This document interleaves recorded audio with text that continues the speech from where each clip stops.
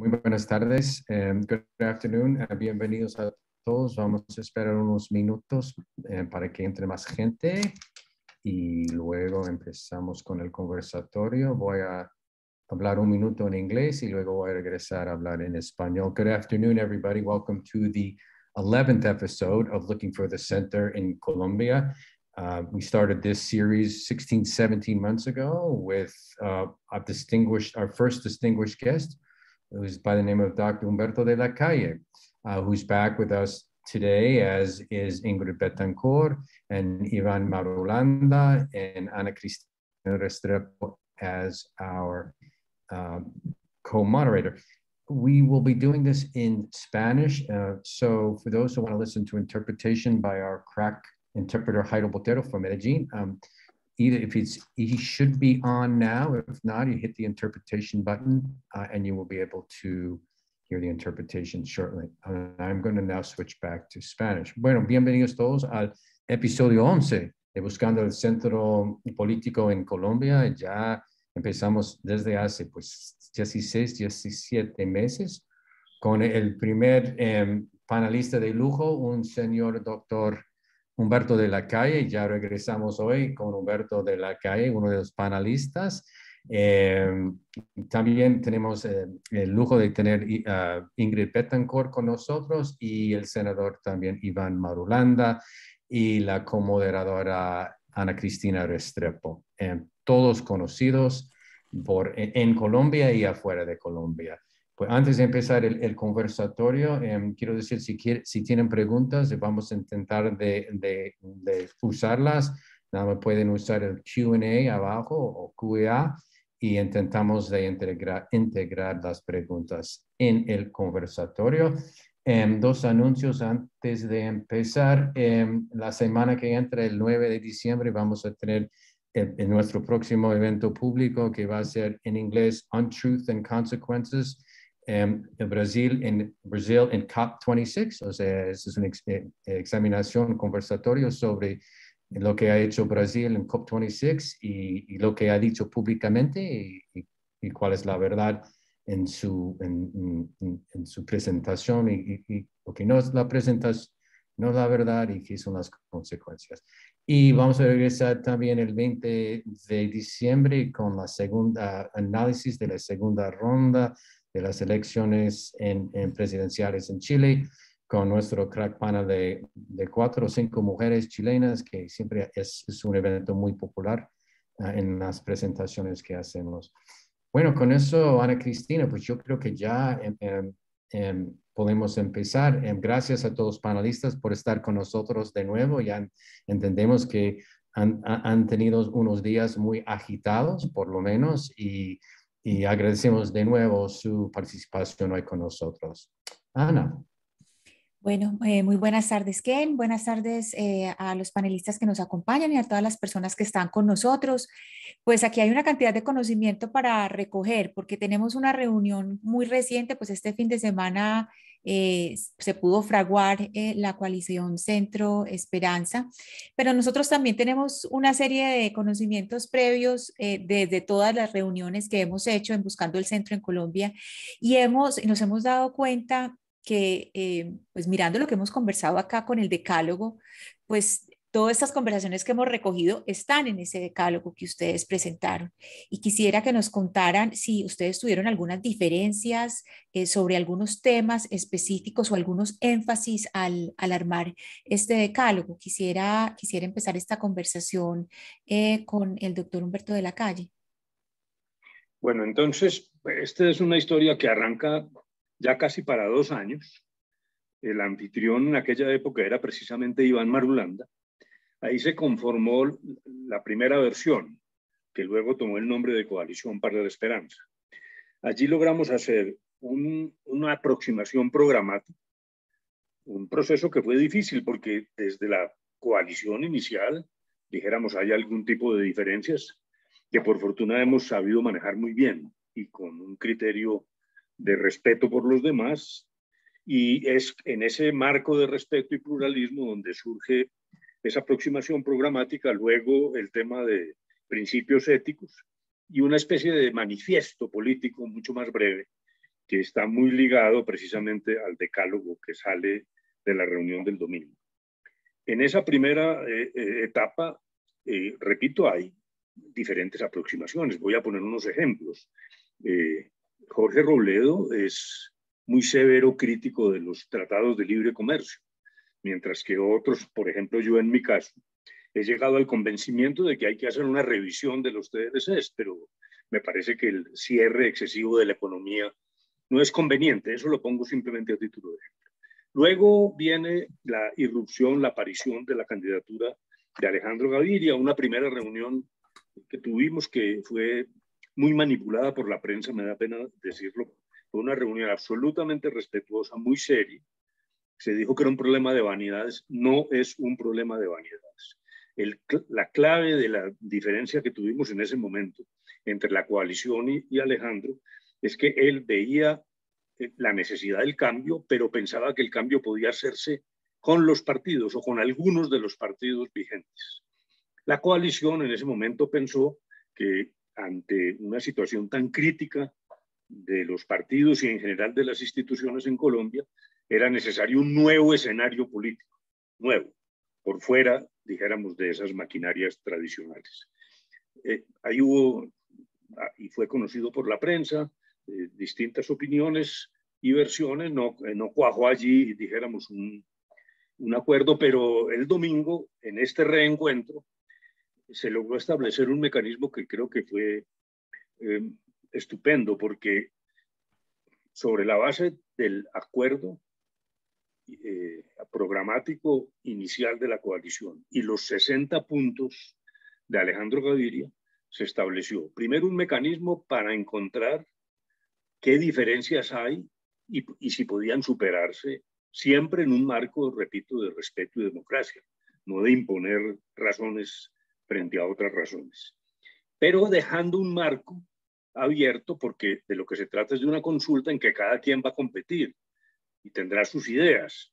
Entonces, dijéramos, seguramente habrá elementos muy concretos de discrepancias entre los candidatos, lo cual es natural, a la manera, por ejemplo, de las primarias norteamericanas. Cada quien va a tener en varios debates la oportunidad de establecer cuáles son sus ideas, pero el marco central que surge de ese decálogo, que a su vez se inspira en un documento anterior, es absolutamente común, compartido por todos. Una necesidad de cambio, un cambio audaz, no un simple maquillaje, una postura de oposición al gobierno. El cambio implica la necesidad de un timonazo, y todo esto en un marco reflexivo, sin caudillismo, basados en el Estado social de derecho y en la necesidad de darle a Colombia un escenario político donde, a pesar de que haya emoción, porque en la política siempre hay emoción, lo que queremos es que esa emoción vaya ligada a los procesos racionales de la democracia occidental, de lo que ha sido la idea general en política en Occidente, que se basa fundamentalmente en la huida o la anulación de todas estas visiones un tanto delirantes y caudillistas. Más o menos diría yo que ese es como el escenario. Doctora Bethancourt, de las personas que están con nosotros y las que después pues, van a mirar esta conversación, hay algunas que no tienen muy claro cuáles son los puntos de ese decálogo. Podríamos hacer un barrido sobre los puntos básicos de ese decálogo y si hubo algún énfasis en que ustedes dijeron, bueno, ya el doctor Humberto de la Calle nos dice, no hay nada que sea absolutamente vinculante, pero digamos, habría algunos puntos que uno dice, pues son puntos innegociables. Le doy un ejemplo, digamos, si habláramos del proceso de paz, ¿habría algunos puntos que serían innegociables en ese decálogo? Por favor, abra el micrófono, doctora Bethancourt. Gracias. Sí, gracias. Nosotros partimos de una aproximación casi que por círculos concéntricos. Al principio, para muchos de los miembros de la coalición, había, digamos, la interpretación de que habían diferencias insalvables. Lo que fuimos haciendo fue salir de lo abstracto y comenzar a pensar en cosas muy reales. Y cuando ya comenzamos a trabajar en lo real, los puntos de coincidencia fueron logrando algo que yo creo que era muy importante para lograr la unión del centro, que era hacer desaparecer las prevenciones y la desconfianza.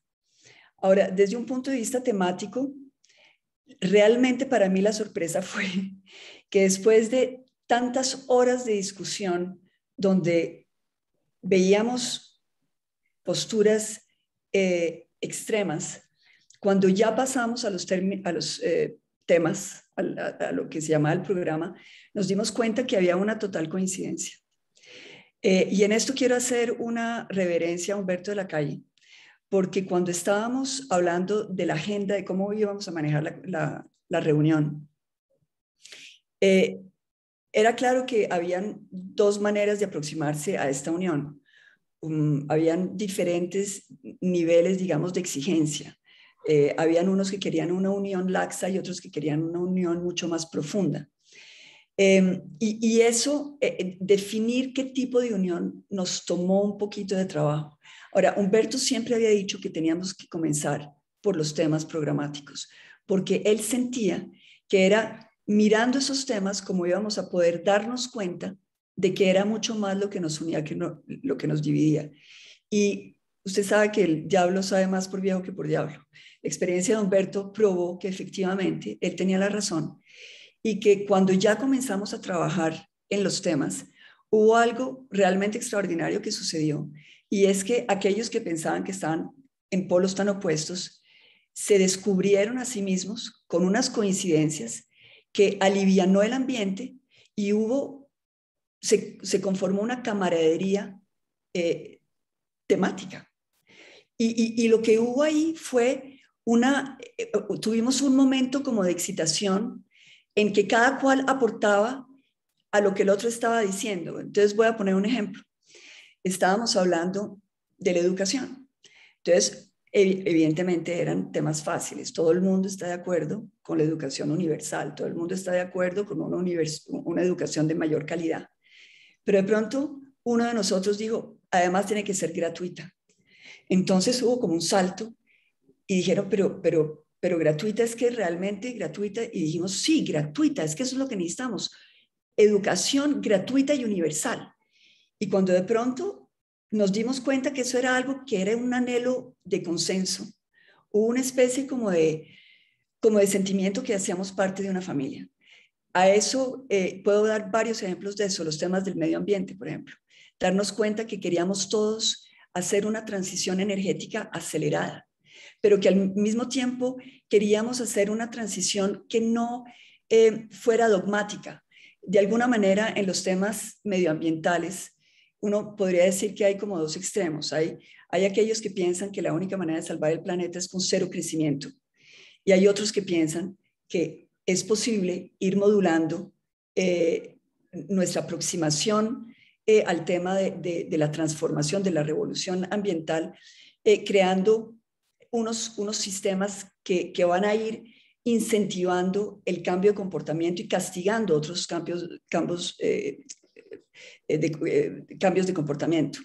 Y ahí nos dimos cuenta también que todos estábamos de acuerdo. Es decir, nosotros somos en el centro, en este centro unido, somos personas que entendemos la urgencia de enfrentar el cambio climático con también una visión que no es una visión punitiva, sino una visión generosa, alegre, de incentivos y de también entender que para Colombia el cambio climático va a ser una gran oportunidad de enriquecer, de hacer más economía, que es una gran oportunidad para Colombia y no una especie como de camisa de fuerza, un castigo, que es lo que otros grupos políticos plantean en el debate nacional.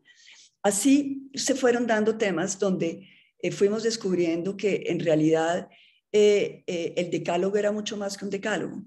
En realidad era el ADN de todo este grupo, unidos por una visión de país donde los temas sociales cobran una inmensa importancia, es decir, cumplirle a los colombianos en lo que les hemos fallado, pero también la idea de que no podemos cumplirles sí hay que pagar el peaje de las maquinarias y de la corrupción.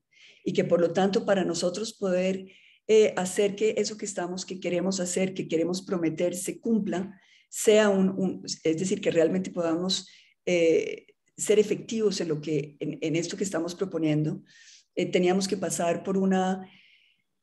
realmente por una rigidez, si se quiere, en relación con lo que ha sido el sistema de corrupción en Colombia. Y esto fue algo muy, muy importante, porque en realidad, si habíamos tenido problemas en algún momento de Unión del Centro, era porque habían zonas grises en esa relación, digamos, con la política tradicional.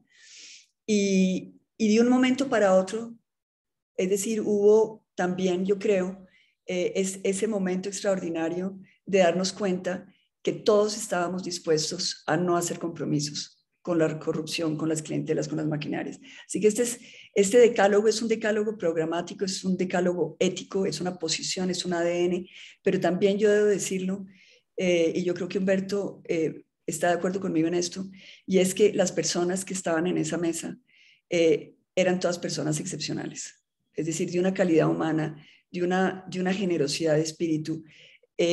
Humberto y yo hemos estado en muchas reuniones que nos han tocado en la vida, de combates en estatutos y en todo tipo de cosas, y realmente eso uno ve la diferencia. Es decir, era posible, había una sensación de estar en un ambiente muy fraterno. Gracias, Ingrid. Entonces, pero quiero regresar. Se supone que en el año que viene un tema sumamente importante va a ser el manejo de la economía, ¿no? Todos estamos de acuerdo con eso, todos los colombianos, me imagino, están de acuerdo con eso.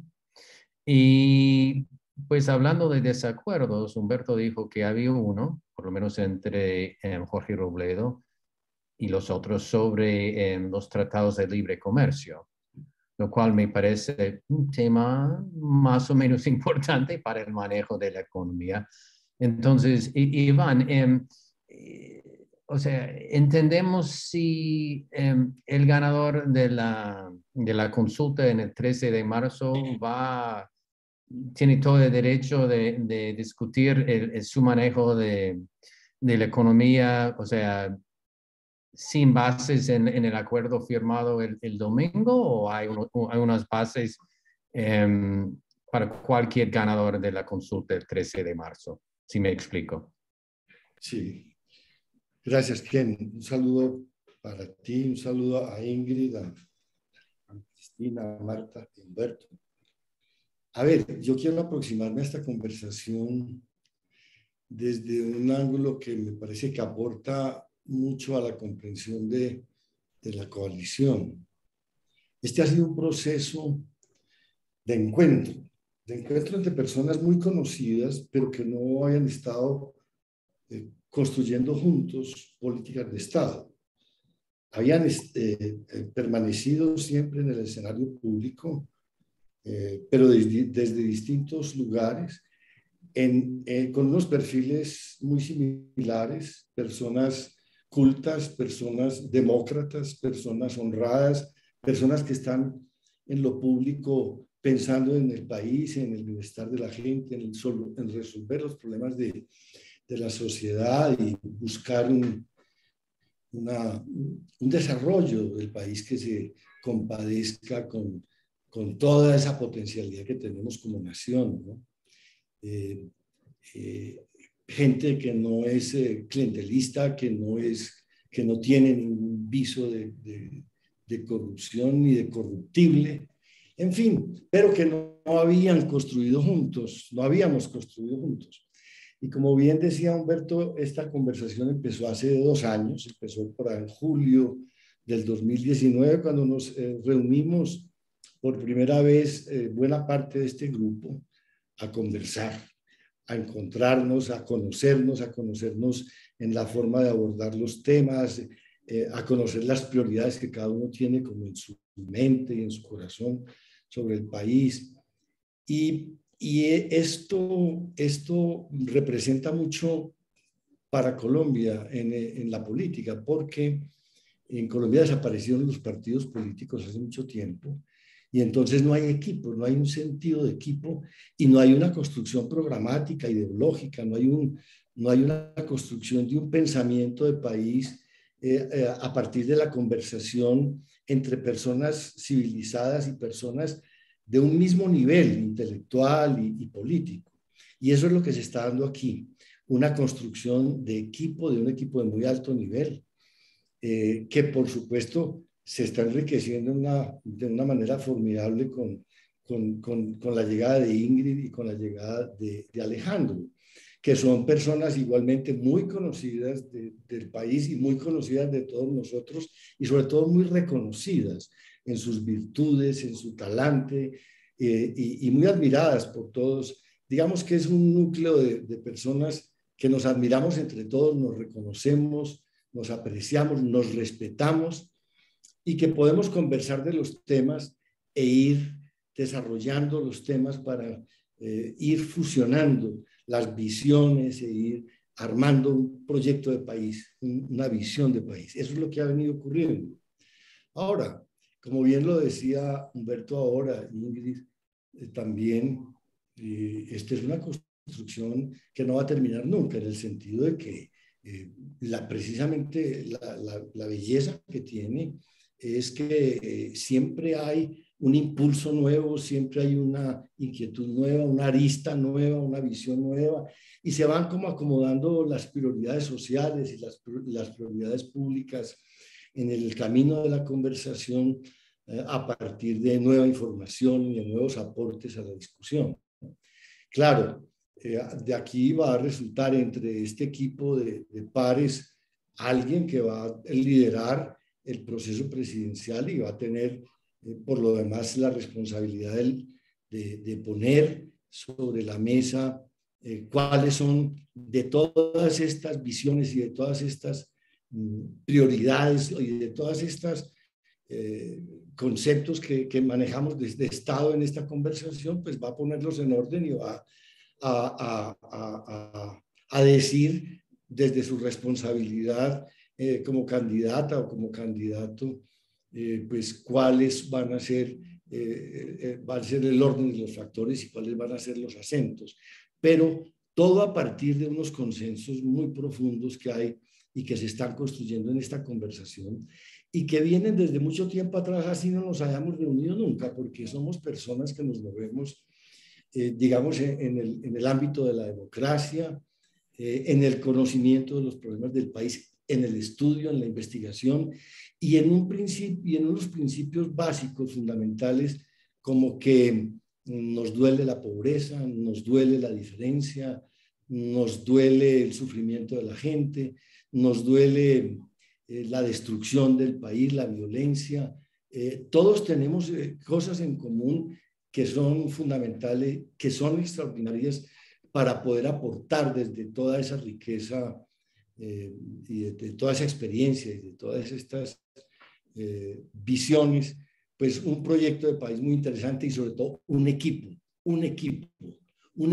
de gente, de personas de Estado, de dirigentes de muy alto nivel que le van a dar a este país y le vamos a dar a este país muchos años de construcción civilizada y de victorias en el camino del progreso.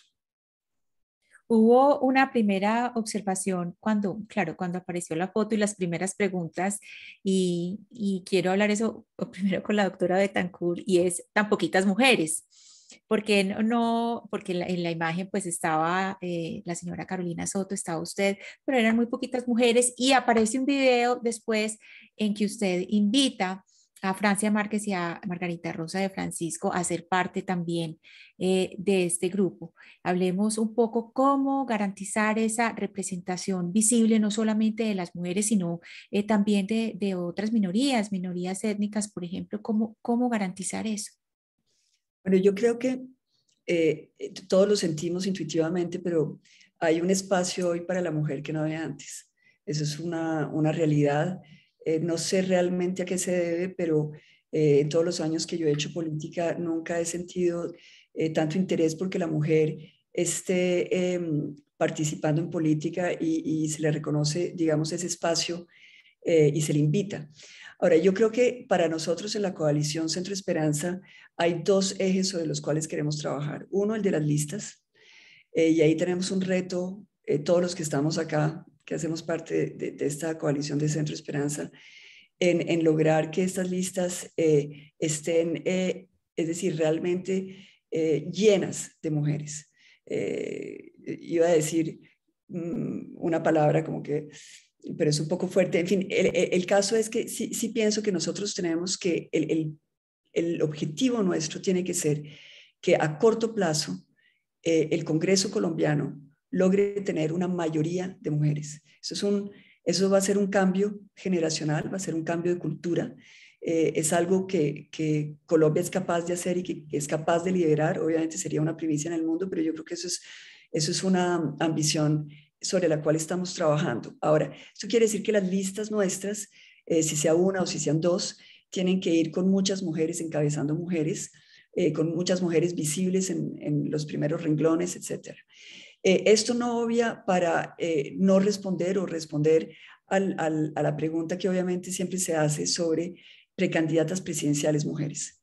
Ahora, yo creo que en esto la coalición tiene un compromiso. Lo hemos hablado entre nosotros, lo hemos discutido, sabemos que es algo sobre lo cual tenemos que trabajar. Estamos invitando a mujeres líderes, digamos, con los quilates y las calidades propias para asumir un reto de estos. Esto nos va a tomar un poquito de tiempo, pero yo estoy segura que cuando finalmente la coalición de Centro Esperanza termine su ronda y se inscriba ya legalmente ante el Consejo Nacional Electoral, habrán nombres de mujeres en esa coalición. En todo caso, ese es el compromiso que tenemos todos y eso es algo sobre lo cual queremos actuar.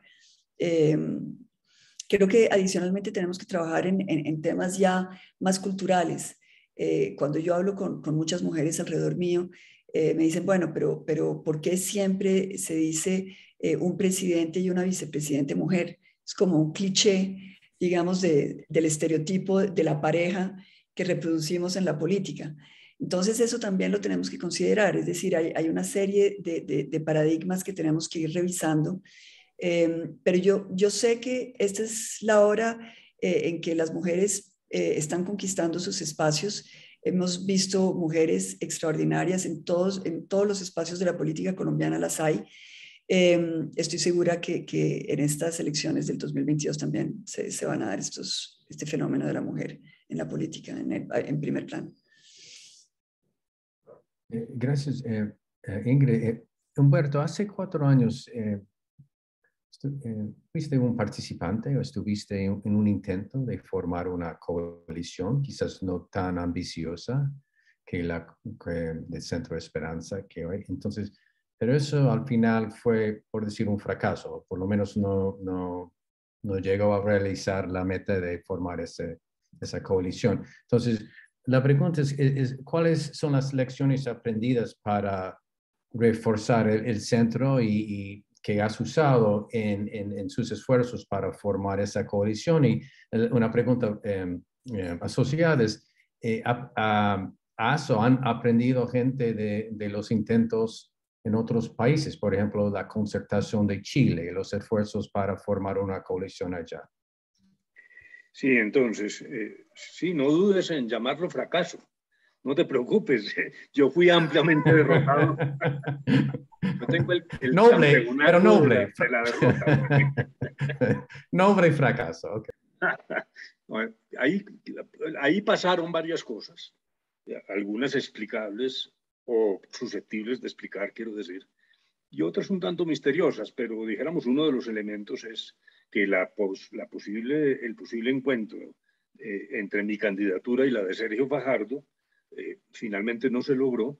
Dijéramos, hubo malos entendidos, más no tanto conmigo, sino, dijéramos, con la estructura del Partido Liberal.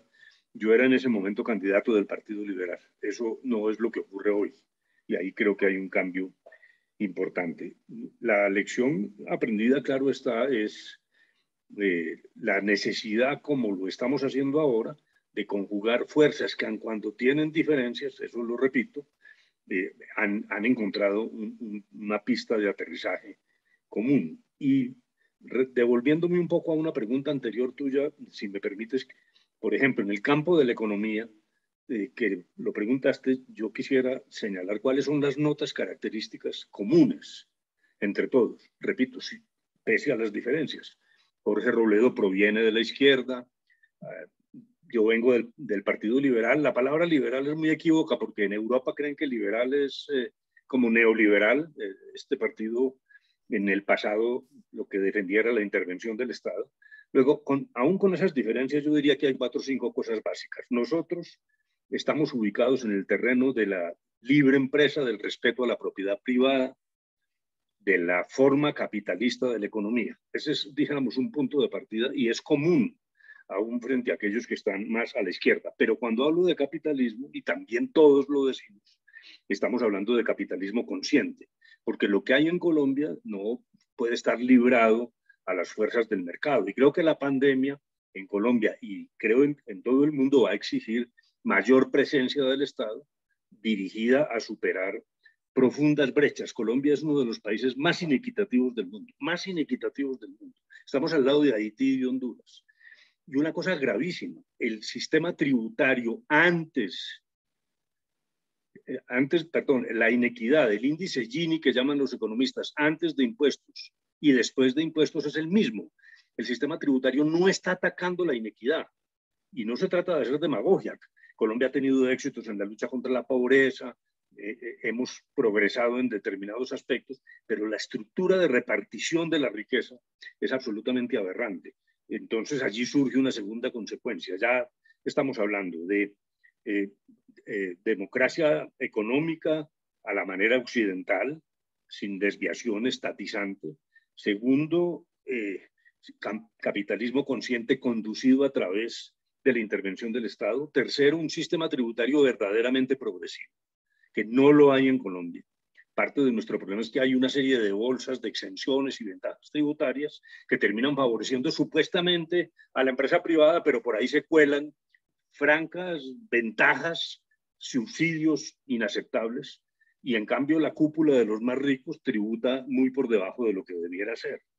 Hay un compromiso, ya lo dijo Ingrid, con el tema del medio ambiente, ojalá con la velocidad que permita una transición. Estamos muy ligados a esa intervención del Estado también dirigida a la generación de empleo. Y en fin, sobre esa base, lo que uno puede mostrar es que tenemos una unión en las materias esenciales sin perjuicio, como lo dijimos, de que, claro, en la práctica puede haber diferencias, pero todos los candidatos tienen una columna vertebral, un norte, una estrella polar compartida en materia económica. Luego quería, dijéramos, completar la pregunta en el sentido de que no solo se trata de coincidencias en los temas políticos, lo que dijo Iván en el sentido de un equipo, lo que señaló Ingrid en materia de lucha contra la corrupción, que es definitivo, porque la corrupción en Colombia ya no es un problema penal. Antes decíamos, hombre, hay que aumentar las penas. Luego se volvió un problema ético. No, hoy es un problema de supervivencia del régimen. Este sistema está absolutamente afectado por la corrupción. Y eso significa, como pasó en Venezuela cuando llegó Hugo Chávez, es que aquí dicen que hay unos que queremos mover el país hacia Venezuela. No, a Venezuela lo llevó, la Venezuela de hoy es hija de la corrupción. El señor Chávez encontró un sistema político que ya estaba muerto y que con un pequeño golpe lo derrumbó. Luego yo simplemente, para mostrar cuál ha sido el proceso, quería regresar un poco a ese tema que yo creo que sobre todo para la audiencia extranjera es importante porque de alguna manera en Colombia nos conocen y saben qué pensamos sobre esto, pero hacia afuera pensaría que es bastante útil. Quisiera retomar el tema que tocaba la doctora Betancur sobre las listas.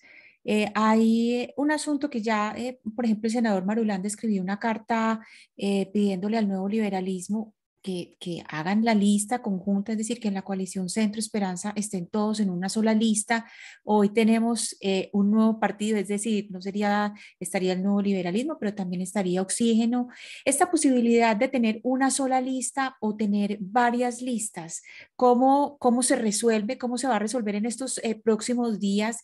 Y además, otro punto, no es solamente la lista del Senado, sino a Cámara, cómo la coalición Centro Esperanza se va a blindar un poco de esas maquinarias que, digamos, para el centro son mucho más invisibles, que son las maquinarias regionales. ¿Sí? Por ejemplo, para los oyentes quienes nos acompañan que no están en Colombia, por ejemplo, una adhesión que tuvo la campaña del Pacto Histórico, pues es una persona que todo el mundo sabe en Antioquia quién es, pero en el país es como si no supieran, como fruto del centralismo no se sabe quién es Luis Pérez, cuando en Antioquia sabemos muy bien quién es. Entonces, un poco cómo blindar a la coalición Centro Esperanza de este tipo de personajes regionales y cómo hacer una sola lista o tener esos partidos aparte. Quisiera empezar, y esta pregunta sí la tengo, digamos, para los tres. Quisiera empezar con usted, doctora Bethancourt.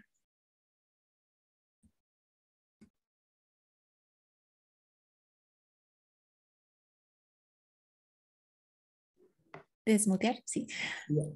Es decir, realmente para nosotros es una reflexión que estamos tratando de llevar con confianza y con ecuanimidad, porque es claro que nuestra ambición siempre ha sido la de tener una lista única, y en eso todos o muchos de nosotros hemos coincidido con Iván Marulanda, en el sentido de que eso sería lo ideal. Muchas veces lo ideal no es posible.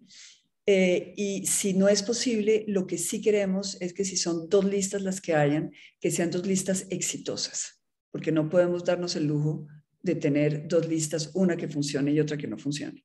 Entonces, esto pues obviamente implica para todos nosotros una reflexión muy de fondo que no hemos terminado. Estamos en pleno proceso de revisar cuáles van a ser, digamos, las ideas, la creatividad que nos va a permitir o jalonar estas dos listas o crear algún medio que no hemos logrado todavía encontrar para fusionar estas dos aproximaciones a las listas de Congreso que nos parecen que se han ido en una divergencia no para nada ideológica, pero simplemente como un diagnóstico diferente de lo que puede pasar en las elecciones al Congreso. Ese es un punto, yo creo que va a ser crucial en los próximos días. No voy a hablar de semanas, yo creo que estamos en estos mañana, pasado mañana, vamos a estar dedicados a este ejercicio con el convencimiento de que nosotros vamos a tener que tener un grupo en el Congreso que nos permita romper lo que se llama en Colombia la gobernabilidad tradicional.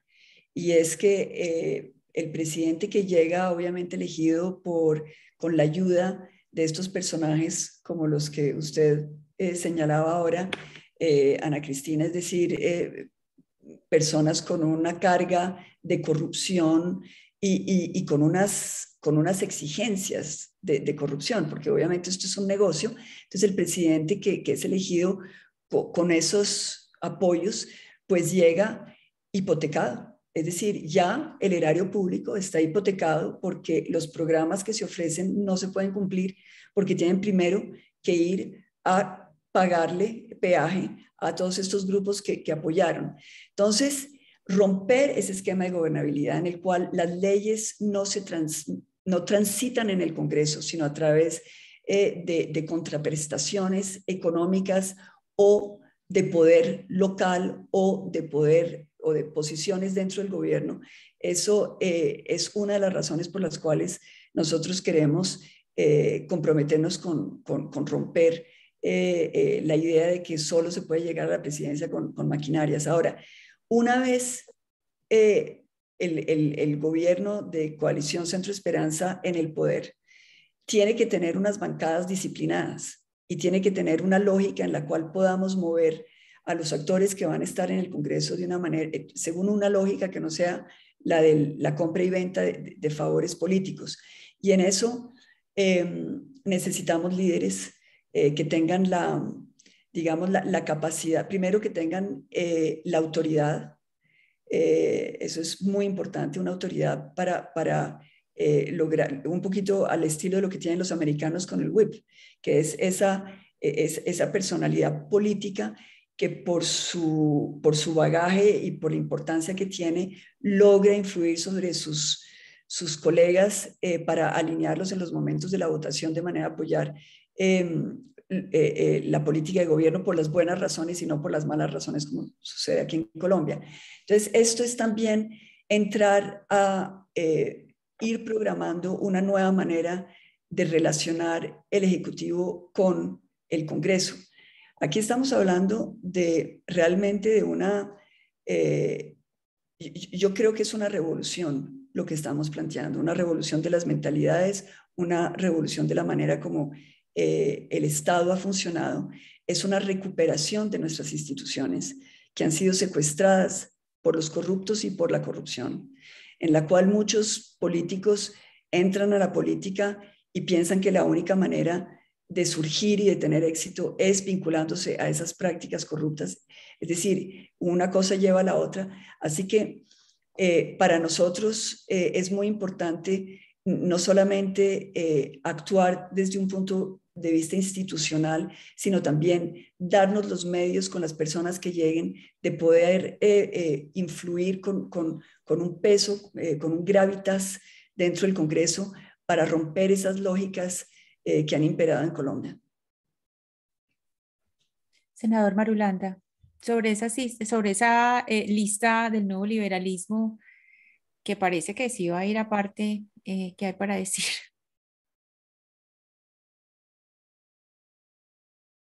Desmutear, no estamos escuchando. Ana Cristina, sí, ya decía que hemos ganado un patrimonio enorme en la construcción de confianza, de reconocimiento, de admiración mutua, de solidaridad, de confianza. Ese ha sido un avance enorme para esta coalición. Y yo siento que la carrera hacia la candidatura única presidencial está allanada, va a ser una competencia magnífica, civilizada, muy enriquecida por el conocimiento de todos y por las visiones que cada quien tiene dentro de un marco, repito, de compromiso social y en el entendido de que el Estado tiene que ver con la situación del país y que tiene que ver con la superación de estos problemas de pobreza y desigualdad y de custodia de los patrimonios públicos, etc.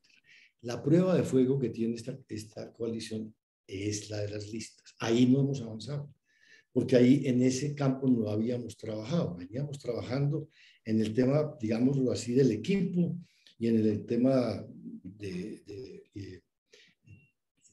visión de país, de proyecto de país, etc. Pero en el tema de Congreso apenas estamos dando los primeros pinos. Y hay un riesgo enorme, y es que esto es, como lo han dicho Ingrid y Humberto, esto es un tema de días, ni siquiera de 8 días, es de 2, 3 días, 4 días. Y entonces están surgiendo todos unos hervores que va a haber que manejar. Miren, yo tengo claro, no hay triunfo de la coalición si no hay una bancada. Y no hay una bancada si no hay una lista única. Porque es que la competencia del Congreso es otra cosa. Nosotros estamos dando una pelea contra la clase política tradicional que acaba de repartirse, desmontando la ley de garantías. La bicoca de 70 billones de pesos, 70 billones de pesos, para repartirlos por todo el país para que esa clase política haga su campaña. Esa competencia es muy dura. Ahora me decían aquí en el Capitolio que, por ejemplo, la bancada conservadora No hay ninguno de los candidatos al Senado del Partido Conservador con menos de 100.000 votos. Y si usted pregunta quiénes son esas personas, muy poca gente las conoce, porque es que la cuestión de los votos en las listas de Congreso es un tema muy distinto al tema presidencial. Nosotros no tenemos, ni queremos tener, ni vamos a tener maquinarias, ni dineros públicos, ni dineros privados exorbitantes para hacer la política. Somos gente que maneja tesorerías muy modestas y que siempre hemos hecho la política desde las ideas, desde el trabajo, desde la respetabilidad, desde la honradez, en fin. Nos hemos movido en un mundo de opinión, pero esa votación es una votación clientelista. Es una votación, mire usted, cuando, Ana Cristina, si vamos a tener una competencia presidencial en primera vuelta, digamos, entre 3, 4 candidatos presidenciales, para Senado vamos a tener en competencia por lo menos 1.500 personas para repartirse 100 puestos de Senado. Entonces, esto hay que verlo desde esa realidad particular que es escenario del Congreso. Esa lista, a mi juicio, para que tenga éxito, tiene que ser una sola, porque donde nosotros nos difuminemos, donde nos atomicemos, de pronto corremos el riesgo de no tener bancada. Y si no tenemos bancada, no tenemos presidente. Y si tenemos presidente sin bancada, no tenemos gobernabilidad, no tenemos gobernanza, y va a ser un gobierno inmanejable. Esa es como la visión que tengo de esto. Gracias, Iván. Huberto, como eres el gran negociador, ¿cuáles son los desafíos? Ken, discúlpame un segundo. Sí. Antes de continuar con el doctor de la calle, despedimos a la doctora Ingrid Betancourt, que tiene que salir para este compromiso que tiene. Muchísimas gracias por estar con nosotros. Adiós. Muchas gracias, Ingrid. Mucha alegría de Muchas ver. gracias. Y Sí, felicitaciones. sí. Ay, sí. Bueno, Humberto, como eres el gran negociador, ¿cuáles van a ser los grandes desafíos para formar esa lista unitaria para la coalición? Bueno, yo quisiera responder como en 2 capítulos, pero seré breve. Uno muy práctico, la forma como preguntó Ana Cristina y como me estás preguntando tú, nos llevan pues a la realidad cotidiana del día a día, pero después quisiera hacer una reflexión un poco más profunda, digamos, más sistemática de lo que está pasando. La ideal, lo que ha dicho Iván, para mí es incontrovertible. En el caso mío personal, yo lo estoy discutiendo hace meses, porque este era un tema que afloraba necesariamente cuando estábamos conformando la coalición. Lo ideal es que haya una lista única, por las razones obvias de gobernanza y también por lo que señaló Iván. En segundo lugar, una lista que permita equilibrar los capitales políticos existentes, es decir, la gente que tiene votos, para que hablemos pues en castellano, con figuras nuevas. Porque si el criterio es solo los votos, aun cuando hay personas estupendas, siempre se corre el riesgo de no darse cuenta que hay que quitarse la venda y que esto necesita sangre nueva. En tercer lugar, una lista que permitiera que la representación de las mujeres sea eficaz.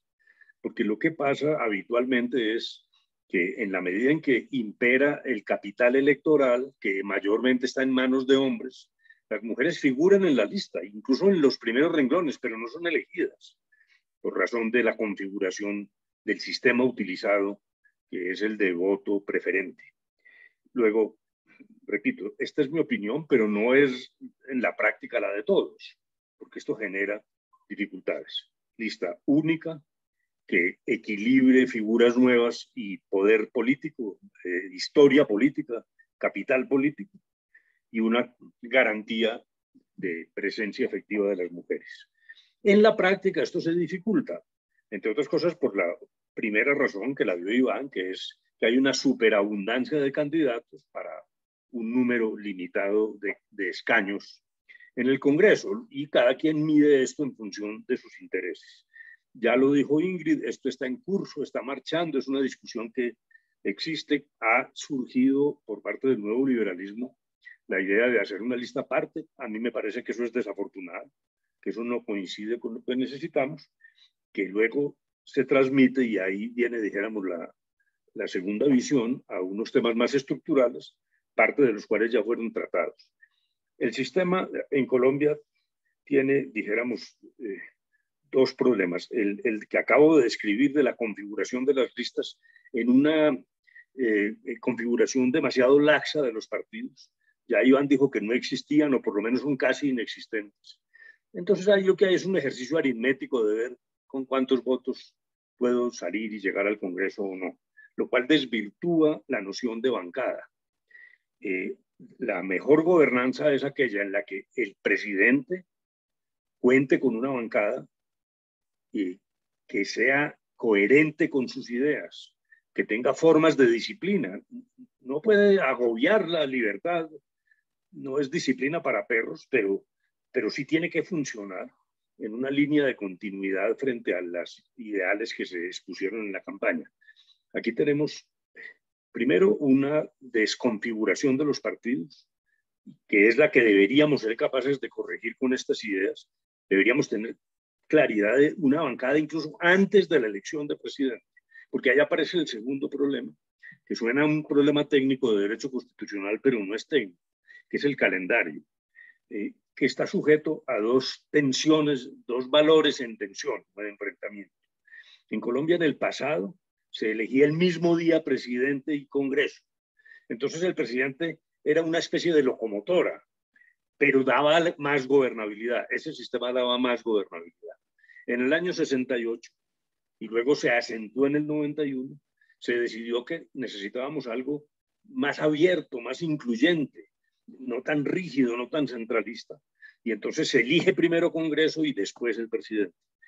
¿Qué pasa? Ya se ha insinuado. El presidente llega a una mesa servida, creo que fue la expresión de Iván, llega a jugar un juego con cartas ya repartidas. Y es eso fundamentalmente lo que induce el sistema de gobernar a base de lo que suele llamarse mermelada.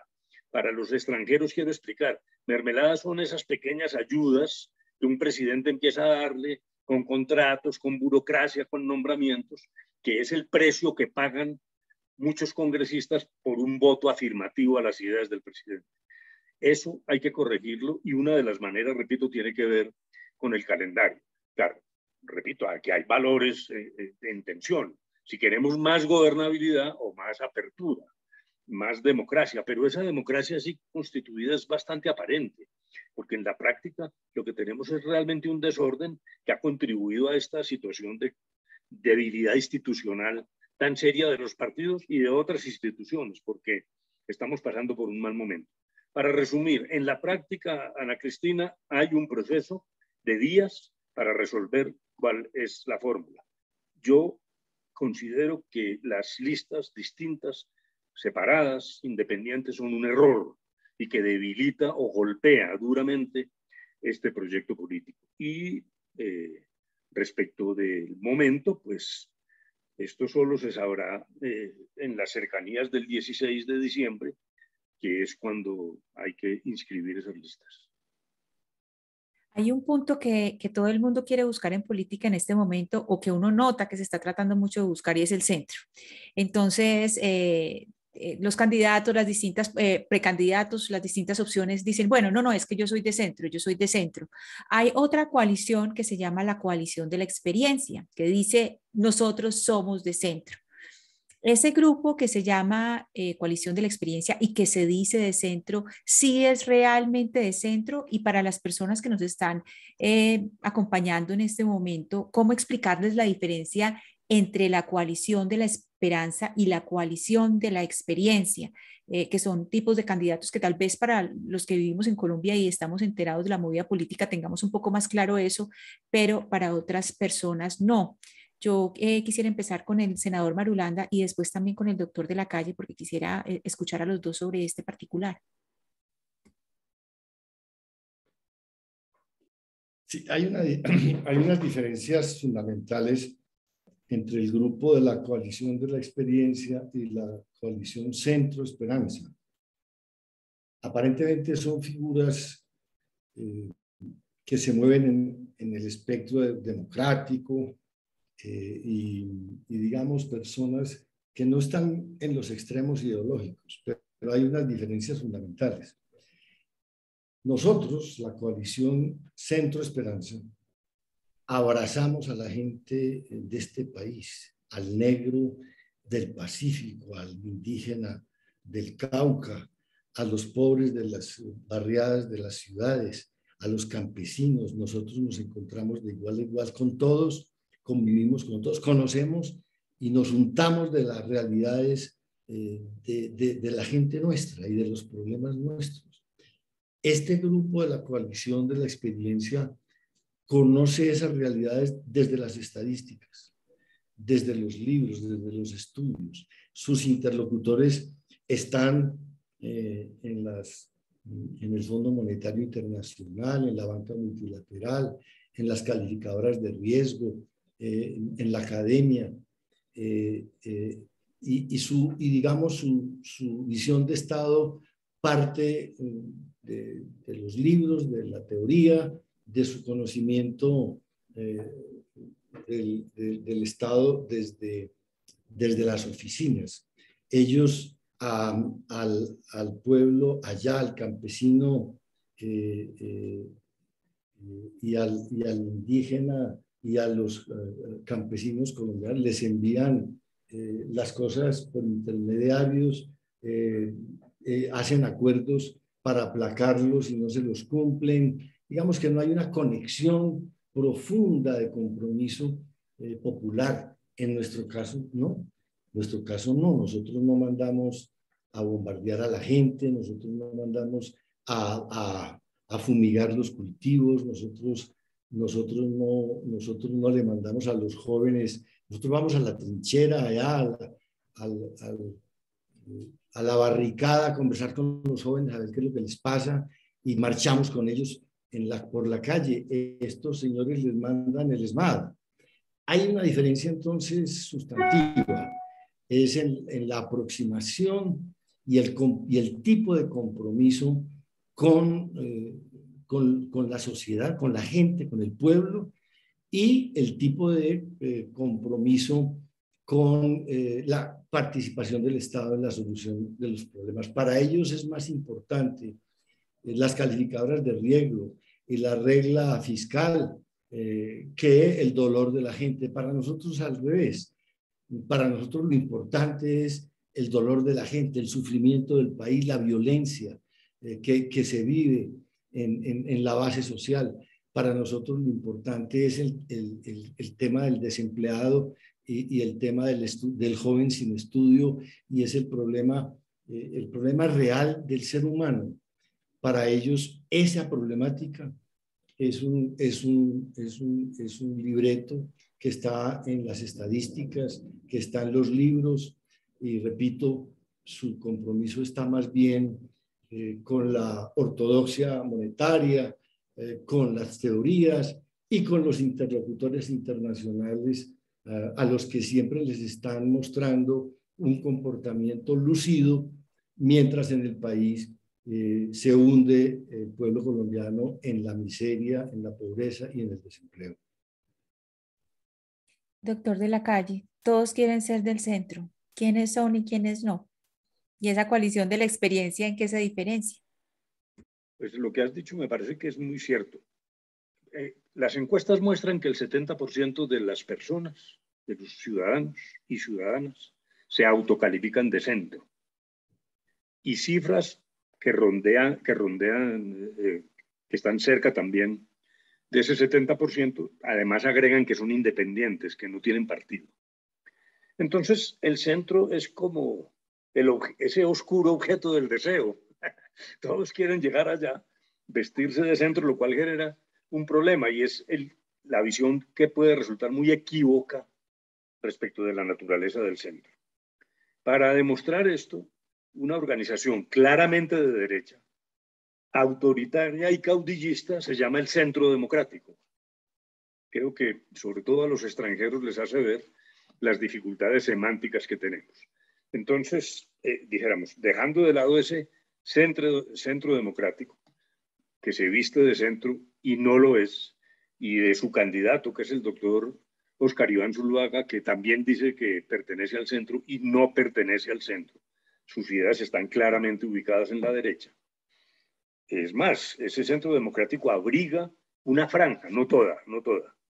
Yo quiero ser muy cuidadoso en las palabras. Una franja lunática, francamente extremista. Y ahí coexiste y convive bajo la sombrilla del llamado centro democrático. Entonces, las diferencias entre nosotros y la coalición de la experiencia, como la llaman, ya las dijo Iván, pero yo quiero agregar otra. No, esa coalición de la experiencia, yo no estoy diciendo que sea extremista. Está en el centro, derecha, en el centro derecha, concedamos eso. Pero la inspiración sí es muy distinta, no solo por lo que dijo Iván, sino porque lo que ellos exhiben como la gran bandera es la eficiencia. Hemos sido alcaldes, dicen ellos, y hemos sido eficientes. Y yo pienso que esa es una eficiencia de ferroconcreto. Es una forma de ver el Estado que es muy distinta a la nuestra. Ellos han construido y calles y puentes, eso es correcto, y lo admito, pero ese eficientismo me parece que termina matando el principal problema de Colombia, que señaló ya Iván, que es cuál es la noción de la nación que tenemos, en qué consiste una nación, que no puede hacerse sobre la base de unos excluidos en los que nadie piensa. Luego, esa coalición de la experiencia, que ha sido, claro, exitosa en estas ciudades principales, yo no lo niego, repito que quiero ser cuidadoso, está muy alejada de la Colombia profunda, algo que ya describió Iván y que por lo tanto no voy a repetir. Por lo tanto, me parece que la mejor manera de calificar ese centro, ansiado por todos, es por sus frutos. Por sus frutos los conoceréis. Dijéramos, el liderazgo que hoy está bajo esta coalición Centro Esperanza se ha caracterizado por ideas que toman en consideración el proceso de integración y de inequidad que es necesario derrotar. Luego, me parece que ahí hay un elemento que es, para no hablar demasiado, francamente diferenciador, con la noción de que lo que Colombia necesita es desarrollo, pero entendido desarrollo como lo que les digo, ferroconcreto, obras públicas, que son necesarias. Claro que sin infraestructura uno no puede desarrollarse, pero yo no creo que esa sea la urgencia, nosotros no creemos que esa sea la urgencia de Colombia. Aquí tenemos una urgencia humana, directa, inmediata, una crisis social. Aquí tenemos una ruptura social. Lo que pasó con las grandes manifestaciones en las calles, incluso antes de la pandemia, porque ahí han vendido una falsedad. Dijeron, bueno, no, la gente con la pandemia se arruinó y entonces sale a protestar. No, las primeras manifestaciones en las calles fueron en noviembre del 2019, antes de la pandemia.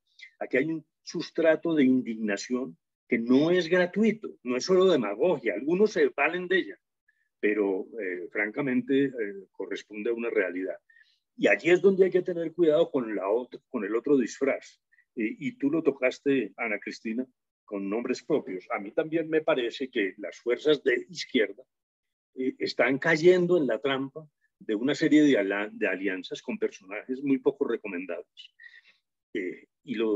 Por ejemplo, para ser concreto, para que esto no sea simple teoría, el doctor Petro, que ha venido pregonando que él es el verdadero cambio, etcétera, pues últimamente está dando cabida en forma bastante discutible a ciudadanos. Por ejemplo, no solo menciono el personaje que tú has mencionado, oriundo de Antioquia, sino lo que ha pasado con un pastor cristiano anti-aborto. Con el pastor Saade. Sí. El pastor Saade, anti-aborto, anti-matrimonio de personas del mismo sexo. Y cuando se le critica, ahí surge un truco. Este es un truco de feria, es decir, no, es que como yo soy tolerante, aquí también caben los intolerantes. No, no nos engañemos en eso. Eso no es así. Ese es un problema muy profundo de carácter filosófico. Pero lo que es claro es que la tolerancia tiene que aprender a defenderse a sí misma y poner límites. En un libro que escribí hace poco, tengo un capítulo dedicado a este problema, porque ese es un problema en el cual se ha trabajado mucho. Y no podemos caer en el espejismo de decir, no, como yo soy tolerante, aquí cabe todo el mundo. Porque si hemos hablado con las FARC, ¿por qué no podemos hablar con X, Y o Z? Repito que ese es un sofisma, porque cuando uno propone una postura política que se basa en las libertades, en la inclusión y en el pluralismo, no puede al otro día salir a hacer pactos, que son pactos simoníacos, que lo que hacen es afectar la esencia de un programa que se supone progresista. Ana, ¿me permites dar unas claves muy breves? Sí, sí, tienes la última palabra. Claro. Sí, tienes la última palabra, Iván. Sí, claro. Sí, perdón, Ken, no entendí. ¿Aló? No, digo, tienes la última palabra, sí. Ah, sí, gracias, Ken, no. Sigues, por favor. El tema que tocó Ana Cristina es importante y yo quiero dar como unas claves, no quiero configurar toda esa realidad que hay ahí, que yo veo, pero sí las claves para que cada quien construya ese muñeco, como dicen los jóvenes en Colombia. Esa alianza Petro con este personaje liberal antioqueño, del cual hemos hablado acá y que trajo a la conversación Ana Cristina con toda razón, tiene un punto de encuentro que se llama alcalde de Medellín, que se llama EPM, que se llama nuevos contratistas de Hidroituango. Ahí hay una plata muy grande que va a ir a dar a la política, me pregunto yo creo que sí, y que gira alrededor de esos personajes, incluyendo al propio director del Partido Liberal. Todos están ahí, todos confluyen ahí, con Petro, con el alcalde, con el señor que acaba de adherir desde el liberalismo antioqueño a la candidatura de Petro, y quien está allá detrás de todo eso. Y repito, Hidroituango, nuevos contratistas, estamos hablando de contratos que valen billones de pesos y que seguramente podrían tener comisiones que deriven en la política y en la campaña presidencial.